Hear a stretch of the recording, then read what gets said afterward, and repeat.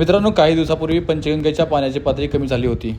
त्या निमित्ताने नदीपात्रात असलेली जुनी मंदिरे, भव्य अवशेषे आणि आपल्या कोल्हापूरच्या इतिहासाच्या खुणा पाहण्यासाठी मी या घाटावर गेलो होतो. त्या सर्व वास्तूंची माहिती जाणून घ्यावी आणि लोकांपर्यंत पोहोचवायचा हा मेन उद्देश होता.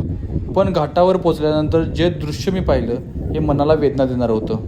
ज्या पंचगंगेची आपण आई म्हणून पूजा करतो, जिची आरती करतो, जिच्या पवित्र पाण्याने आपण आजही जिवंत आहोत, आता त्याच पंचगंगेच्या पात्रात घाणीचे ढीग, कचरा आणि प्लॅस्टिक आहे. त्या क्षणी मनामध्ये एक प्रश्न आला की आपण कोल्हापूरकर म्हणून संपूर्ण जगामध्ये अभिमानाने फिरत असतो.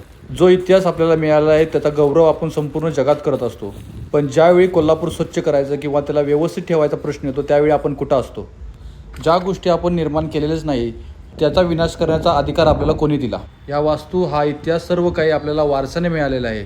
हे जपून ठेवणे आणि पुढच्या पिढीपर्यंत पोहोचवणे हे आपलं कर्तव्य आहे. या सर्व वास्तू पाहिल्यानंतर आपल्याला आपला इतिहास कळतो. पण हा सर्व कचरा पाहिल्यानंतर आपल्याला आपला निष्काळजीपणा दिसत नाही का? आता नदीपात्रातील पाणी खाली गेलेलं आहे. जोपर्यंत पाणी खाली आहे तोपर्यंत आपण आपल्या पंचगंगेचे घाट स्वच्छ करूया. फक्त आरती नाही किंवा जयघोष नाही, तर प्रत्यक्ष कृतीने नदीप्रेम दाखवूया. याच भावनेतून येत्या रविवारी म्हणजेच 21 जूनला क्लीन पंचगंगा कॅम्पेन आयोजित केलेले आहे. हे कॅम्पेन फक्त माझे नसून किंवा कोणत्याही पार्टीचे नसून सर्व कोल्हापूरकरांचे आहे. याच भावनेने तसंच सर्व मतभेद साईडला ठेवून आपण आपली पंचगंगा स्वच्छ करूया. आपल्या आई समान पंचगंगेचे ऋण थोडंफार का होईना फेडण्याचा प्रयत्न करूया.